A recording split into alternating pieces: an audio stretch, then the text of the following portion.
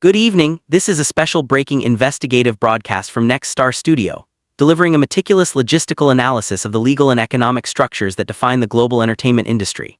Over our continuous coverage, this newsroom has dedicated its reports to tracking the strategic transitions of independent vocal powerhouses who actively choose to break away from major multinational record labels.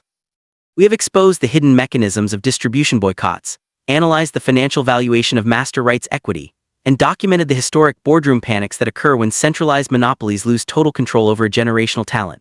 Tonight, we enter the core of the Hollywood legal apparatus, initiating a profound forensic investigation into what entertainment attorneys and journalistic circles call the Golden Handcuffs. In the traditional music business framework, corporate stakeholders operate under a standard predatory doctrine to capture a rare child prodigy or a breakout talent and lock them into long-term, highly restrictive legal agreements designed to strip them of their artistic and financial sovereignty. For years, mainstream media networks have hidden the reality of these industrial contracts behind a flashy public relations facade. Tonight, as our investigative unit reviews internal legal precedents and corporate data from this current era of 2026, we expose the exact framework Jordan had to successfully dismantle to protect her historic musical legacy. To truly understand the industrial necessity behind Jordan's tactical defiance, our investigative unit must expose the precise legal anatomy of standard entertainment industry contracts. When an exceptional prodigy signs a traditional multi-album deal, they are entering a system of absolute creative and corporate intrusion. These complex legal frameworks grant centralized board members and non-creative stakeholders the definitive authority to control and dictate an artist's sonic aesthetics, visual image, collaborative producers, and global marketing timelines. For a rare creator whose entire identity is built on the raw, unadulterated emotional depth of classic jazz, traditional blues, and grand orchestral soul, such rigid structural limitations present a severe risk of immediate creative stifling. Historical industry data confirms that when raw talent is subjected to intensive corporate restructuring, the original artistic identity is systematically dismantled to satisfy short-term, algorithmic pop trends designed for quick financial liquidation on social media networks. High-level boardrooms routines view unique vocal dynamics not as fine art to be nurtured, but as highly malleable commercial assets to be altered and modulated until absolute market exhaustion occurs. This deep archival evidence explains the strategic resistance mounted by Jordan and her immediate advisory circle, who recognized early on that entering these contracts meant signing away the fundamental integrity of her voice. We now direct our analytical lens toward the corporate gridlock that occurred behind closed doors when Jordan explicitly refused to conform to the Pop Factory template. Traditional executive forecasts and corporate industrial projections openly predicted that without the financial backing of a centralized label, an independent catalog focusing on complex, timeless genres like symphonic soul would fail to achieve large-scale financial viability in this highly competitive modern landscape.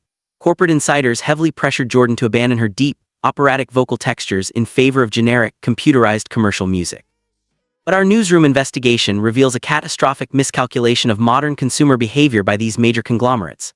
Throughout this year of 2026, the global music public has experienced severe cultural fatigue toward overproduced, manufactured entertainment.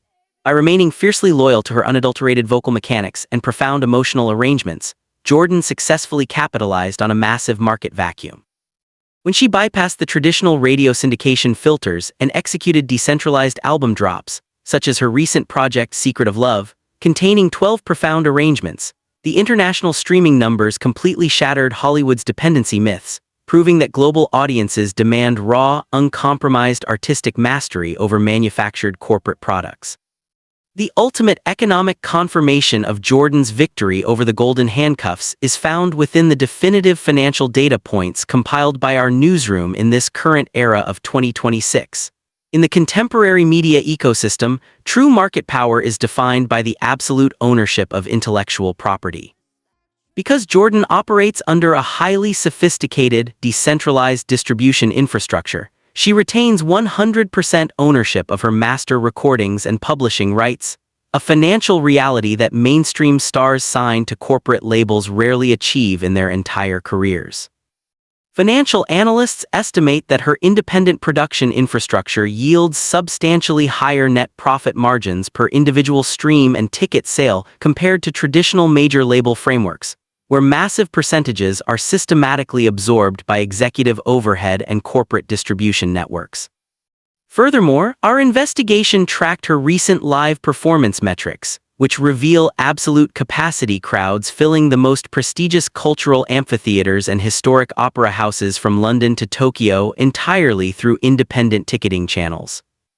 The economic metrics deliver an undeniable verdict. By destroying the corporate contract framework, Jordan has successfully decoupled her financial future from the traditional studio system, proving that pure talent can successfully build a self-sustaining empire without surrendering to the gatekeepers. As we draw this comprehensive contract investigation to an absolute close, the final journalistic verdict is definitive and historic. The story of Jordan destroying her golden handcuffs is no longer just a narrative about a child prodigy's survival. It stands as a transformative institutional blueprint for the future of global entertainment. She has completely shattered the foundational myth of corporate dependency, demonstrating to independent creators across the globe that absolute ownership of your intellectual property and unwavering loyalty to your authentic vocal mechanics are the ultimate keys to long-term financial and creative freedom. This special extended broadcast has been brought to you by Next Star Studio, committed to delivering rigorous, data-driven, and investigative journalism regarding the world's most phenomenal independent vocal powerhouses. We now turn the analysis over to our international viewing audience. How do you evaluate the corporate mechanisms used to enforce Golden Handcuffs contracts in the modern entertainment business? Do you believe the collapse of the traditional studio monopoly will permanently liberate independent artists worldwide in 2026? We welcome your professional and analytical insights in the comment section below. To ensure you remain permanently connected to our continuous investigative updates on the global entertainment sector, ensure you execute the subscription mechanism, engage the notification bell, and distribute this report across your digital networks. Thank you for your high-level analytical engagement tonight. This is Next Star Studio signing off from our central newsroom. Good night and take care.